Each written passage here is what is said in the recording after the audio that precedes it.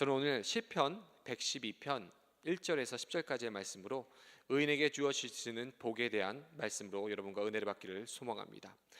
여러분, 얼마 전에 있었던 그 태국 동굴에 갇혀 있는 우리 청소년 축구단 소식을 들으셨지요? 감사하게도 어제 13명 전원이 구조를 받았습니다. 무려 17일, 18일 동안, 구조가 시작되기까지 17일, 18일 동안 아이들이 그 어둠 가운데, 공포 가운데 그렇게 있었을 것입니다. 근데 많은 사람들이 이 소식을 듣고 의로운 행동을 하기 위해서 그곳에 많이 모이게 되었습니다. 그리고 용기 있는 사람들에 의해서 그 소년들이 구출을 받았습니다. 여러분, 오늘 본문은요, 바로 이 의인에 대해서 구체적으로 이야기를 하고 있습니다. 의인이 누구인지, 왜 우리가 의인의 삶을 추구해야 되는지 오늘 본문은요, 우리에게 정확하게 그 이야기를 하고 있습니다.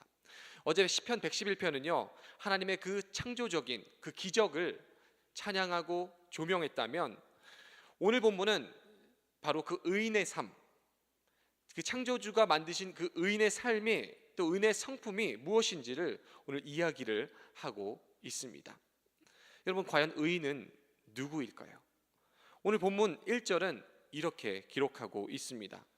할렐루야, 여호와를 경외하며 그의 계명을 크게 즐거워하는 자는 복이 있도다.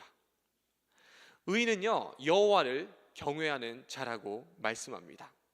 그리고 여호와를 경외하는 자는 그 계명을 즐거워한다고 오늘 본문은 기록하고 있습니다. 그 말은요, 여호와의 말씀을, 주의 말씀을 묵상하고 주의 말씀을 순종하고 주의 뜻을 이루어드리기에 힘쓰고 그것이 내 삶의 기쁨이라고 고백하는 자들이 바로 의인이라고 이야기를 합니다. 오늘 의인의 특징에 대해서도 4절, 5절에 이렇게 나와 있습니다. 한번 같이 한 목소리 읽어주시면 감사하겠습니다. 함께 4절, 5절 읽습니다. 시작.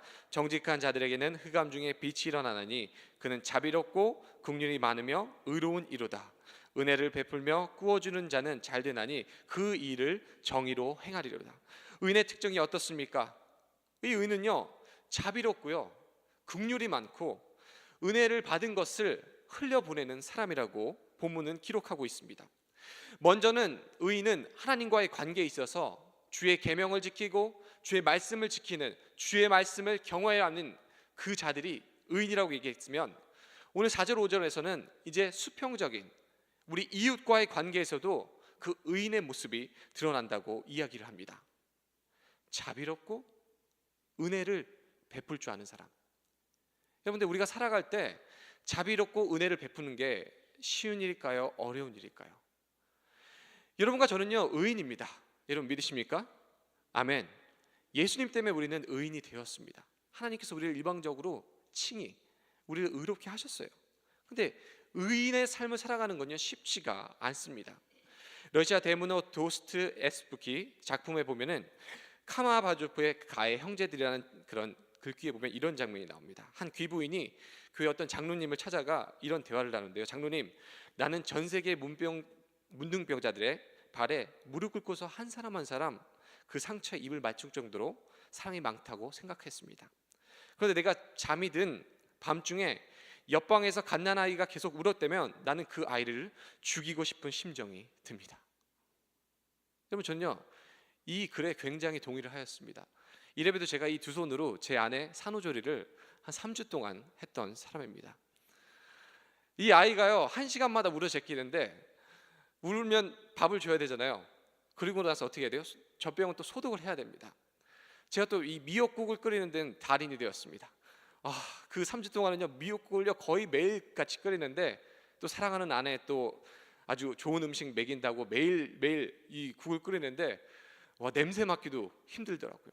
여러분, 사랑을요 베푸는 거는요 정말 쉽지가 않더라고요. 내 자식인데도 은혜를 베푸는 거 1시간마다 그렇게 울어 제끼니까 정말 어렵더라고요. 여러분, 의인으로 살아가는 건요 쉽지가 않습니다.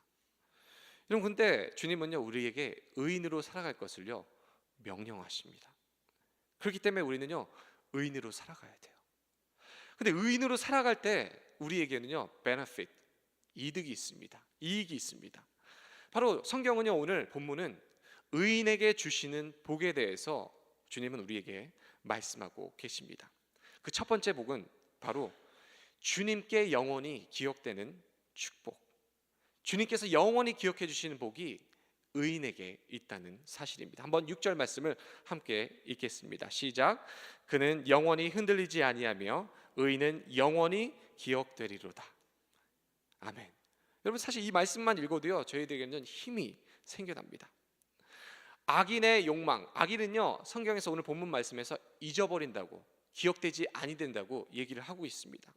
그런데 이제는요, 의인은요, 그가 행한 그 의로운 삶, 의로운 성품은요, 하나님의 보호하심 아래 영원히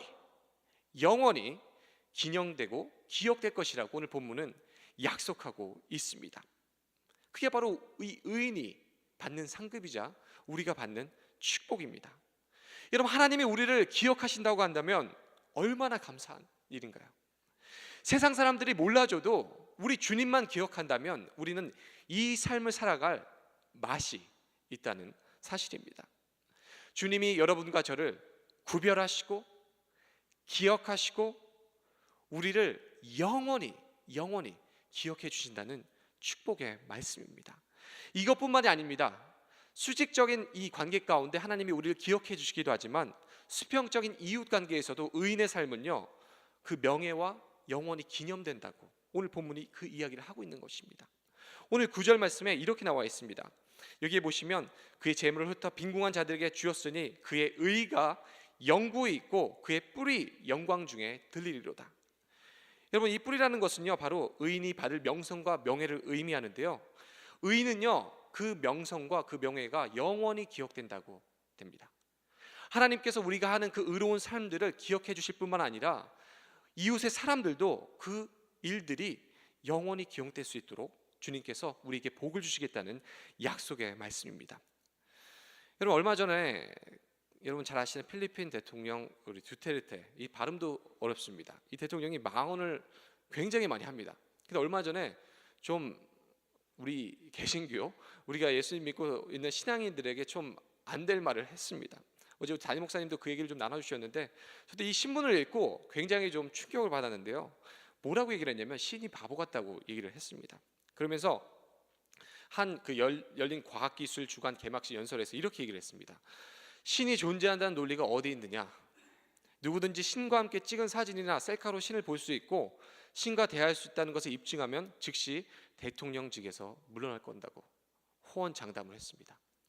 자, 이 말은요, 대놓고 하나님을 무시했습니다. 하나님을 믿지 않는 무신론자예요. 여러분, 이런 사람들은요, 두테르테 이름도 헷갈립니다. 이 이름 외우려고 제가 몇 번이나 읽었습니다. 이 사람 이름은요, 금방 잊어버릴 거예요. 어제 담임 목사님께서 명언을 하셨어요. 뭐라고 얘기를 하셨냐면, 어떻게 감히 하나님을 그 사진 한 장에 가둬놓을 수가 있냐고.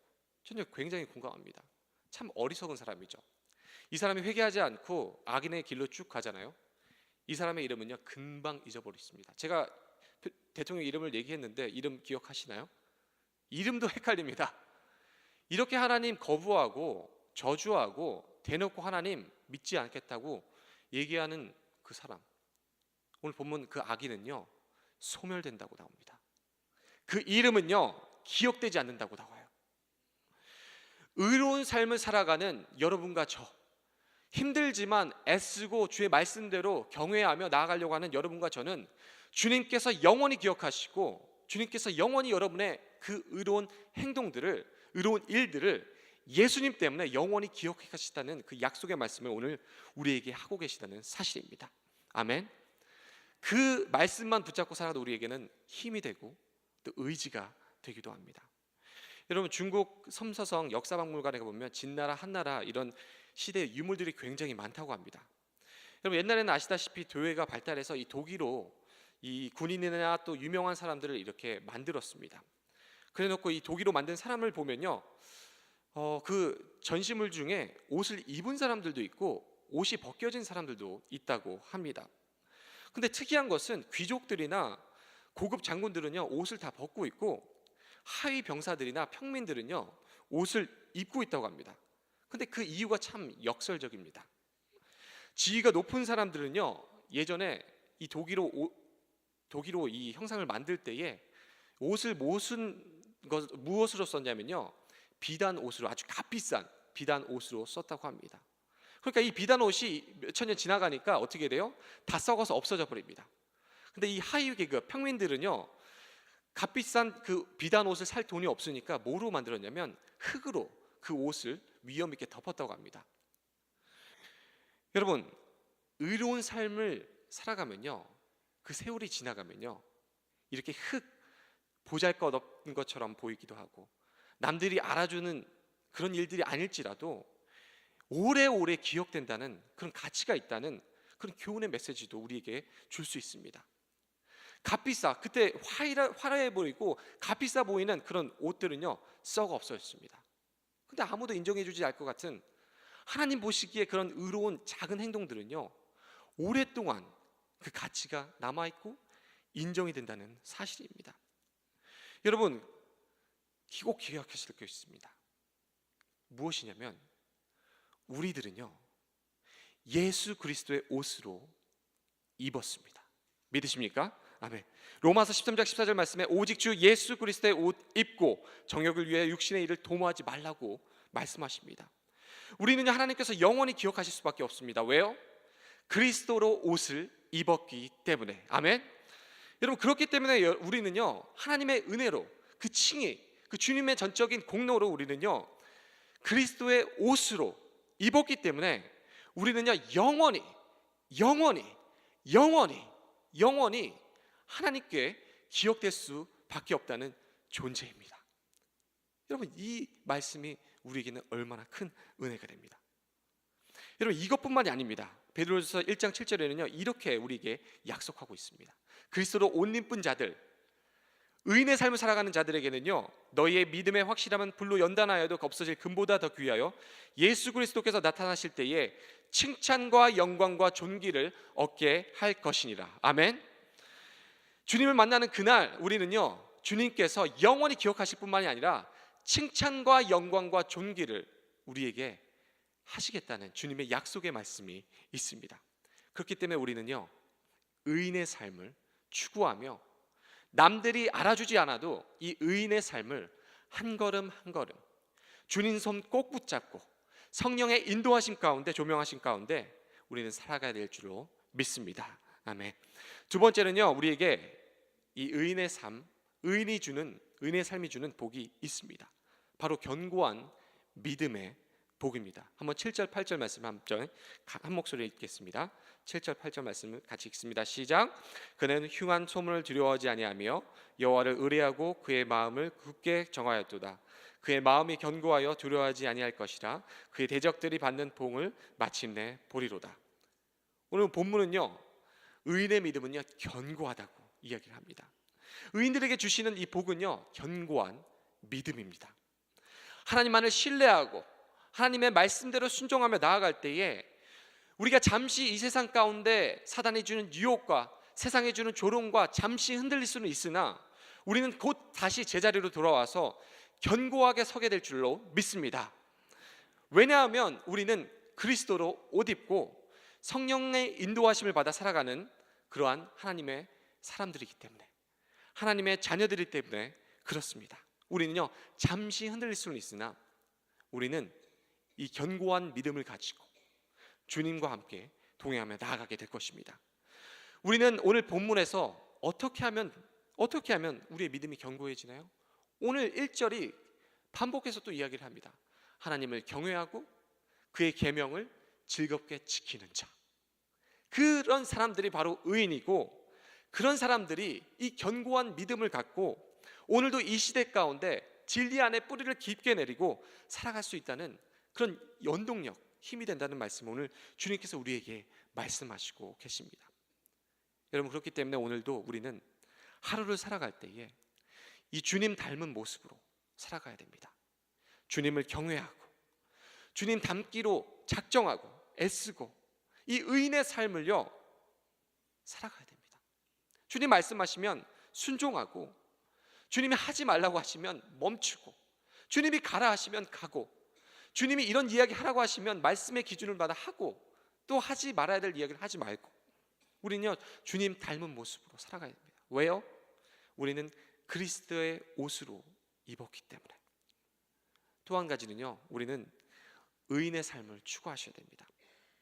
이 하나님께 거저받은 이 칭의, 은혜와 사랑을요 우리 이웃에게 나누며 이 의인의 삶을 살아가야 됩니다. 하나님이 주셨던 그 참사랑, 여러분 그 참사랑, 우리에게는 참 소망이 있습니다. 그렇기 때문에 우리는요 이 의인의 삶을 우리 삶 가운데 삶으로 나타내야 됩니다. 우리가 가는 곳마다 그리스도의 향기가 되어야 되고요, 그리스도의 옷 입은 사람답게 복음 증거하며 의롭게 도움이 필요한 그 현장에, 도움이 필요한 그곳에 우리가 제일 먼저 달려가야 될 줄을 믿습니다. 그렇게 오늘 하루 살아가시는 여러분과 제가 되기를, 그리하여서 주님께서 영원히 기억하시는, 주님께서 영원히 우리에게 의롭다 칭찬하시며 우리에게 영원히 함께 계시는 그 소망을 누리시는 여러분과 제가 되기를 주님의 이름으로 축원합니다. 아멘. 이렇게 기도하시겠습니다.